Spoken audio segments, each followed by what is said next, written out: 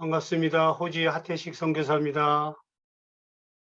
네, 기도하겠습니다. 반갑습니다. 살아계신 하나님 감사합니다. 이날도 귀한 분들이 함께 모여서 하나님을 찬양하고 새벽에 주님을 찾기 위해서 주 앞에 모였습니다. 주께서 말씀하여 주시고 특별히 지혜와 계시의 영으로 함께하여 주셔서 이 시대를 살아나가는 데 부족함이 없는 새로운 힘과 능력이 되게 하여 주옵소서. 부족한 종에게도 주께서 함께하여 주시고 오직 주의 말씀만 선포되는 시간이 되게 하여 주시옵소서. 예수님의 이름으로 감사하며 기도하옵나이다. 아멘. 귀한 자리처럼 초대해 주셔서 감사합니다. 제가 순서를 보니까 좀 기라성 같은 분들이 다 앞서서 말씀을 전했는데, 저는 여러분이 각 지역에서 특별히 하나님의 군사 사령관으로 다 사역하고 계신 걸로 믿고 있습니다. 부족하지만 오늘 순종한 마음으로 말씀을 나누게 됐고, 저는 94년도에 이 호주에 와서 지금까지 와햄 시드니 4.18 사역을 감당하고 있고요. 와햄은 제가 83년부터 한국에서 시작해서 지금까지 쭉 있었습니다. 83년부터 제가 이렇게 한 자리에 또 단체에 있게 된 그런 배경과 또 떠나지 않고 있을 수 있는 그런 에너지가 어디서 나왔는가 보니까 저는 84년도에 그 대학생 DTS라고 한국에서 DTS 훈련을 했는데, 그 훈련 기간을 통해서 제가 가장 많이 도전을 받고 변화받았던 것이 바로 묵상이라는 것이었습니다. 묵상. 저는 이제 초등학교 3학년 때 예수를 믿고 6학년 때 선교에 헌신을 하게 되었거든요. 6학년 때 선교에 헌신하게 됐는데, 그때 저는 썬다싱 전집을 읽고 인도란 나라에 헌신을 하게 됐어요. 그런데 제가 군대 가기 전에는 성경 읽기, 대학생 성경 읽기 선교에 있었는데, 제대를 하고 하나님께서 저를 이제 와임이란 단체를 만나게 해서 훈련을 받고 92년도에 선교 한국을 저희 단체가 진행하면서 그때 저희 슬로건이 한국형 선교였습니다. 그때 하나님께서 저에게 그 대회를 통해서 한양대학교에서 했는데 말씀하시기를, 어떻게 하면 우리 한국인들이 더 많이 선교에 동원이 되고 훈련이 될 것인가. 당시에 선교단체와 모든 교단을 합해서 연간 한 2만 명 정도 선교에 헌신을 했습니다. 94년, 92년 당시에. 그때 하나님께서 저에게 이분들이 좀 선교에 더 헌신을 하고 동력화할 수 있도록 동원하고 훈련하고 파송한 일을 했으면 좋겠다는 마음을 주셔서 제가 호주 와임하고 타지를 해서 호주로 오게 됐고 지금까지 사역을 하게 됐는데, 그 배경에는 오늘 본문에 말씀하신 것처럼 취하로 그것을 묵상하라, 율법의 말씀을 묵상하라. 저는 그 부르짖고 통성으로 기도하는 것은 우리 한국 교회 영성이기 때문에 6학년 때부터 새벽 기도 다녀서 그 일을 잘 했습니다. 제가 DTS 훈련을 받을 때 가장 어려웠던 것은 조용하게 묵상하는 것, 잠잠하게 생각하는 것, 그것이 어려웠어요.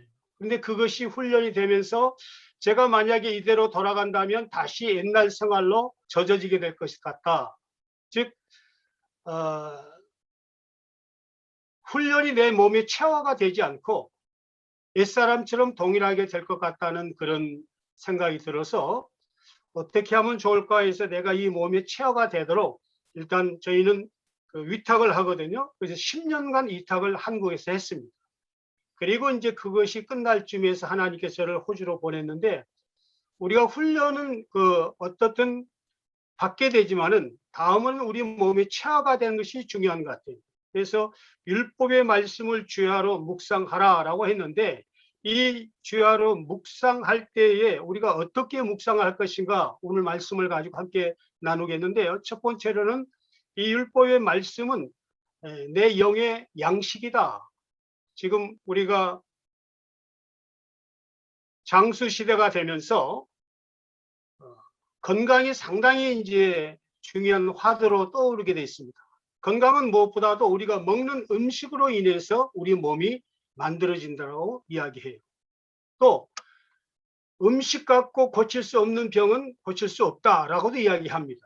즉 이처럼 우리가 먹는 것이 중요한데 우리는 그 영혼의 양식을 매일 먹어야 된다. 우리가 5대 영양소를 골고루 공급하듯이 이 영의 양식을 우리가 공급하지 아니하고 어떻게 우리가 사역을 해낼 수가 있고 어떻게 계속해서 헌신된 삶을 살아갈 수 있을까. 그래서 율법의 말씀을 주야로 묵상하라 해서 첫 번째가 우리는 이 묵상의 첫 번째 시간은 영혼의 양식을 먹는 거다. 저는 매일 하루에 3끼를 먹습니다. 제가 아침 기도회를 끝나면 저는 시리얼을 먹습니다.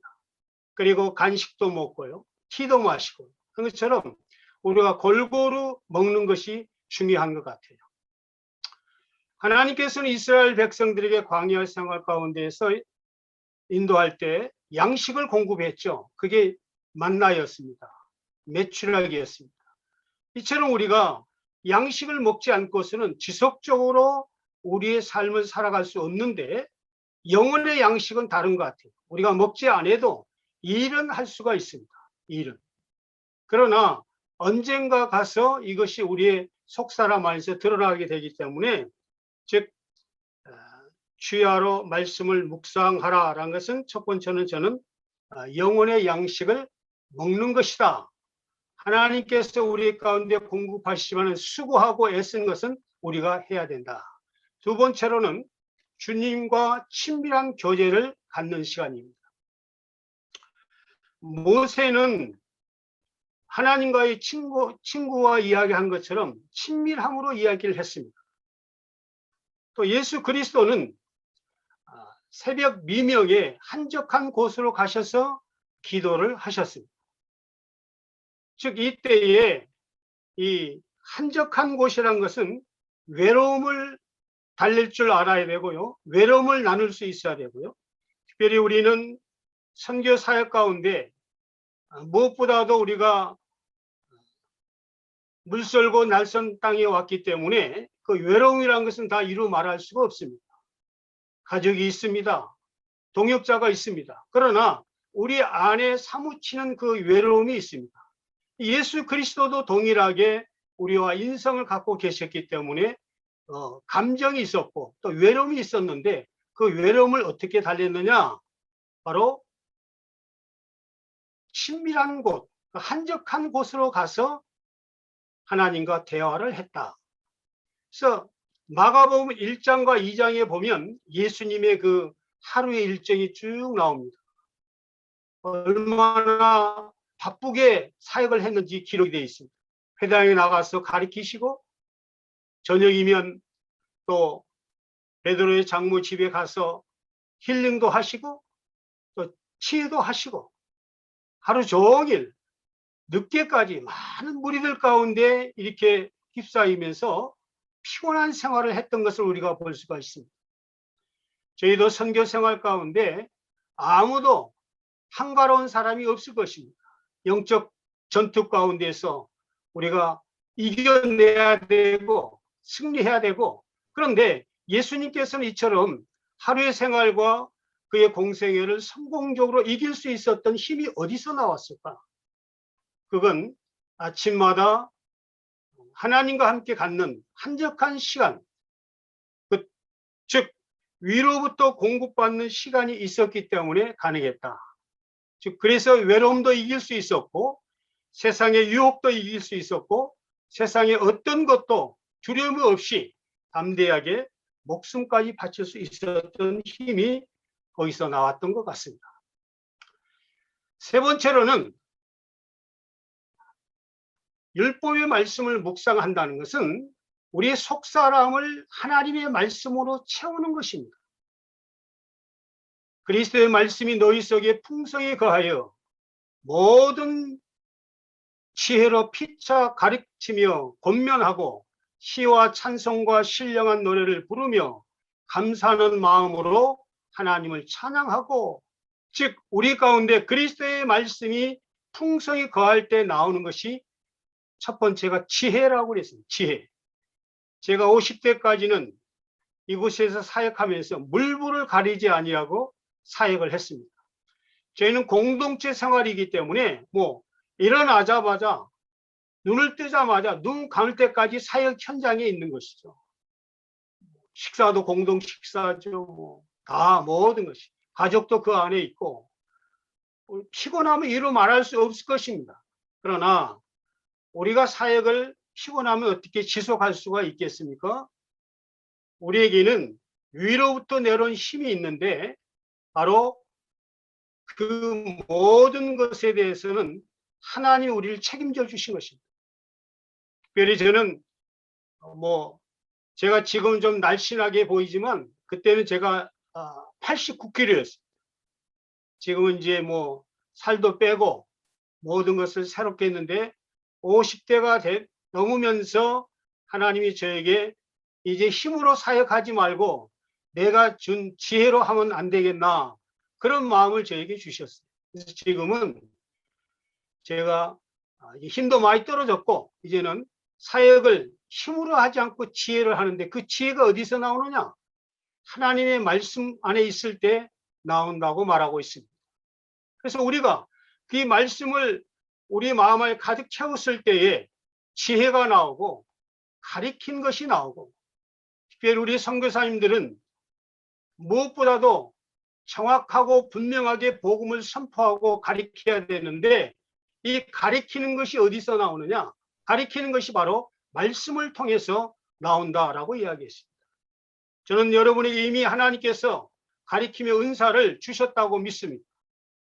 이 가리킨다는 것은 거역하고 거절하고 반역한 사람을 선한 길로 인도하는 것을 가리킴의 은사가 있다라고 이야기하고 있습니다. 우리는 대중 앞에서 스피치를 하고 사람을 리드하고 이걸 가리키기가 생각하는데 그렇지 않습니다. 우리는 1대1로 스몰 그룹으로 또 대중 앞에서 지금까지 많은 가리킨 사역을 했습니다. 특별히 우리 자녀들이 말씀을 듣지 않고 청소년기에 잘못 길로 가고 그랬을 때에 우리가 이것을 잘 가리켰어요. 타일렀어요. 이게 바로 가리킴의 은사입니다. 어떻든 내가 말을 하면 부모이기 때문에 말을 듣고, 또 우리가 선교사이기 때문에 말을 듣고, 지역에서도 내 말을 듣고, 내 말이면 순종을 하고 내 말에 권위가 나가고, 이건 뭡니까? 우리가 그리스도의 말씀 안에 풍성하게 거하는 결과인 것을 말하고 있는 것입니다. 이미 여러분 이것을 다 체험하셨어요. 그래서 계속해서 그리스도의 말씀이 우리 속사람으로 풍성히 거함으로 말미암아 지혜도 나오고 가리킴도 나오고 권면도 나오고 시와 찬송과 신령한 노래가 나오고 감사가 나오는 것이죠. 그리스도 말씀 안에 모든 것이 다 있습니다.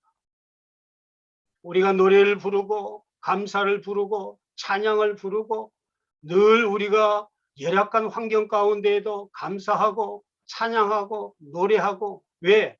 하나님의 말씀이 내 속 안에 거하기 때문 것입니다. 성경은 그렇게 말합니다. 마음에 가득한 것을 입으로 말한다. 그래서 선한 것을 쌓은 그 선 사람은 그 선한 것에서 선한 것을 내고라고 이야기했어요. 즉 내 마음에 가득한 것을 내가 입술로 고백하는 것입니다. 마음의 전결을 사모한 자에게는 임금이 그의 친구가 된다라고 이야기하고 있습니다. 여러분은 지역에서처럼 오랫동안 사역하고 계시기 때문에 이미 많은 유지들이 여러분의 친구가 됐을 거예요. 그럼 왜 그렇습니까? 여러분이 정결을 사모하고 거룩함을 사모하고 여러분의 마음 안에 가득한 주의 말씀을 자연스럽게 개인적으로 모임에서 전체 앞에서 이렇게 선한 사람이기 때문에 그 쌓았던 그 선한 말씀이 나왔기 때문에 주변에서 여러분을 존중한 것입니다. 그래서 선교사로 인정하고 선교사로 대접하고 선교사로 찬양하고 성경 뭐라고 말씀하고 있습니까? 그 부분에 대해서 소자에게 맹수한 것을 대접한 자에게도 결탄코 그 상을 잊지 않겠다. 저는 92년부터 준비해서 94년도에 나왔는데 제가 호주에 왔을 때하고 한국 지금 비교하면은 우리 그때는 한 10,000불 정도 우리가 GDP가 됐는데요. 한국에서 호주에 가지고 올 수 있는 물건이 별로 없었어요. 호주가 너무 선진국이었기 때문에 제가 선교사 나갑니다. 호주로 갑니다. 그러면 그 말은 제가 이제 후원에 동참해 주세요. 그 말이거든요. 그런데 만나는 사람마다 아유 좋은 데로 가시네요. 좋겠습니다. 아유 좋겠습니다. 제가 몇 번 호주에 간다는 말을 이렇게 전하고 난 다음에 마음에 상처도 되고 실망도 되고 그래서 아 내가 기도하겠습니다. 내가 후원하겠습니다. 이럴 줄 알았는데 오히려 가까이 있는 사람들부터 아 좋은 데 가네. 그래서 다시 제가 하나님 앞에 매달리고 기도할 수 있는 그런 시간이 됐습니다. 그처럼 그때는 호주가 아주 좋은 나라였습니다. 지금도 물론 좋은 나라입니다. 그런데 지금은 대한민국이 선진 국가가 됐고 세계 10위 국가에 진입했기 때문에 정말 하나님께서 놀랍게 축복해 주셨는데 우리 선교사님들이 믿기로는 우리가 축복의 통로가 되었기 때문에 우리 대한민국이 축복이 되었다라고 믿는 것입니다. 하나님이 우리를 보냈기 때문에 우리를 통해서 나 때문에 대한민국이 축복이 됐다. 그렇다면 이제 2차적으로 여러분 때문에 여러분의 선교지가 축복이 될 거라고 믿습니다. 아멘. 네 번째로는 이 주야로 말씀을 묵상한다는 것은 이 말씀은 씨앗입니다. 씨앗을 심는 것입니다. 누가복음 8장 11절 말씀에 보니까 이 비유는 이러하니라. 씨는 하나님의 말씀이요 라고 그랬어요. 저는 그래서 지금도 제가 지속적으로 하는 것이 잊지 않고 하는 것이 말씀의 씨앗을 심는 일입니다. 제 마음 안에. 지금 저희처럼 이제 머리가 빠진 사람들의 생각은 은퇴 후에 어떻게 살 것인가. 은퇴 후에 노후연금이 어떻게 되느냐, 얼마 남으면 살 수 있느냐, 어떻게 살 수 있느냐. 저희 와임은 페이스 미션이기 때문에 지금까지 저희가 한 번도 그런 일들을 결정하고 살아보지 않았던 것 같아요.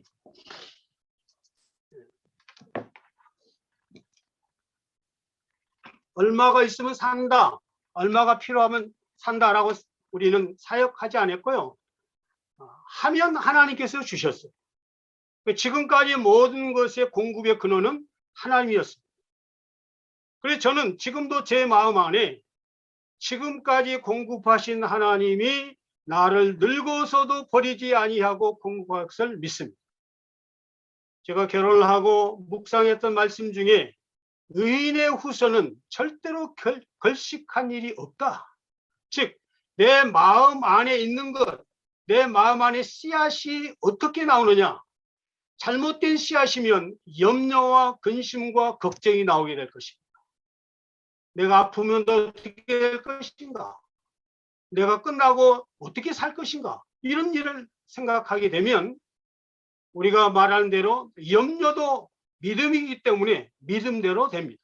그러나 하나님의 말씀은 모든 염려를 이겨냅니다. 모든 염려를 초월합니다. 그렇기 때문에 우리가 그리스도의 말씀을 묵상함으로 말미암아 내 속사람을 강건하게 하고 이 말씀이 내 마음 안에 씨앗이 돼서 계속해서 살아 계신 하나님의 말씀이 선포되면 그 말씀대로 여러분의 삶이 지금까지 이루어졌는데 계속해서 그렇게 더 이루어질 거라고 저는 믿습니다. 그리고 저는 그 믿음대로 살고요. 뭐 복지나 뭐 연금이나 이런 거 없습니다. 그리고 하나님께서 지금까지 믿음으로 사역하게 하셨기 때문에 가면 갈수록 더 좋은 포도주가 나올 거라고 믿어요. 그래서 말씀은 씨앗이기 때문에 그리스도의 이 말씀의 씨앗을 우리 삶 가운데서 풍성히 거하도록 많은 씨앗을 여러분 삶 가운데, 마음 가운데 심어 넣기를 바라겠습니다. 다섯 번째로는 우리가 다시 한번 헌신과 결단하는 시간인데요. 이 네 번째 말씀한 대로 말씀이 결실이 못한 이유가 바로 세상의 염려와 재물의 유혹이라고 그랬어요. 세상의 염려와 재물의 유혹. 이 세상의 염려와 재물의 유혹은 의식주인데요. 우리가 의식주만 해결할 수 있다면 어떤 일이든지 할 수 있겠죠. 반대로 의식주를 또 하나님은 마태복음 6장의 말씀에 보니까 내가 이것을 해결해 준다. 너희는 아무것도 염려하지 말아라. 오직 그의 나라와 그의 의를 구하라 라고 이야기하고 있습니다. 가장 기본적인 것입니다. 그렇다면 지금까지 아담을 통해서 우리 가운데 유혹했던 것도 먹음직하고 모함직하고 지혜롭게 할 만큼 탐스럽게 한 것이었습니다. 동일하게 요한일서 1장 2장 16절 말씀에 보니까 육신의 정욕과 안목의 정욕과 이생의 자랑이에요. 이런 것들이 우리 마음 안에 싹 트지 않도록 우리는 계속해서 말씀을 우리가 마음판에 씨앗으로 계속 뿌려 넣어야 말씀이 자라날 때 이런 세상의 염려와 재리의 유혹, 육신의 정욕과 안목의 정욕과 이 세상의 자랑이 우리 가운데서 떠나게 하게 될 것입니다. 다섯 번째로는 우리는 이미 어릴 때부터 오랜 시간 동안 헌신했어요. 그런데 어떻게 하면 이 헌신이 지속적으로 끝까지, 저는 지금은 가장 부러운 사람이 마지막까지 사역을 하고 가신 분입니다. 그 모델이 저는 방지일 선교사님이세요. 방지일 선교사. 근데 그 방지일 선교사님이 101세 될 때까지 저희 베이스 캠퍼스에 오셔서 말씀을 전해 주셨는데요.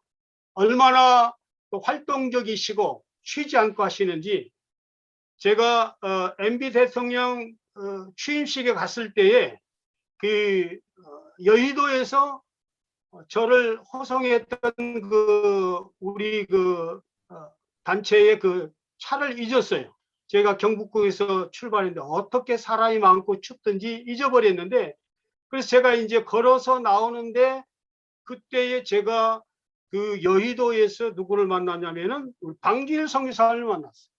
그 추운데 대부분의 우리 목사님들이 초대를 받아도 춥다고 안 왔거든요. 저는 이제 호주에서 갔기 때문에 참석을 했는데, 그때 제가 큰 도전을 받았습니다. 목사님, 이 추운데 여기까지 오셨습니까? 라고 이야기하니까, 그래도 내가 와서 기도를 해야지. 그래서 마침 이제 우리 방지현 선교사님은 연세가 있기 때문에 아마 특별 대우를 하셨던 것 같아요. 그 개인 차가 여의도에 들어오도록 허용을 했던 것 같아요. 내가 차를 가져와서 같이 타고 가자고. 제가 이제 영등포 가서 설렁탕을 한 그릇 같이 먹었는데요. 그때 제가 도전을 받았던 것은 이처럼 하여튼 생명의 다날까지 움직여야 된다. 나에게 도움이 된다면 어디든지 가야 된다. 할렐루야. 그래서 우리 선교사님들은 노후 걱정할 것 없습니다. 방지현 선교사님처럼 돌아가실 때까지 주의 일을 하시면은 하나님께서 여러분을 책임져 주시고 모든 것을 도움이 손길이 여러분이 함께 하시게 될 것입니다. 은퇴할 생각하지 마세요. 은퇴는 영어로는 뭡니까? 리타이어입니다. 타이어를 다시 갈아 낀 겁니다. 우리 호주에서는 한 5만 킬로 내지 6만 킬로 뛰면은 타이어를 갈아야 되거든요. 이걸 갈지 않고 다니다가는 경찰에 걸려요. 그러니까 우리도 다시 여러분이 편한 대로 70대 하시든지 80대 하시든지 다시 타이어를 갈아 끼셔서 방지인 선교사님 우리 선교사의 전 모델이지 않습니까? 끝까지 마지막까지 달려가시면 염려도 없고 걱정도 없고 또 이 말씀에 대해서 다시 한번 헌신하고 결단하고 끝까지 주님이 부르실 때까지 우리가 그 자리에 서 있을 수 있는 정말 아주 고귀한 선교사님들이 될 줄로 저는 믿습니다.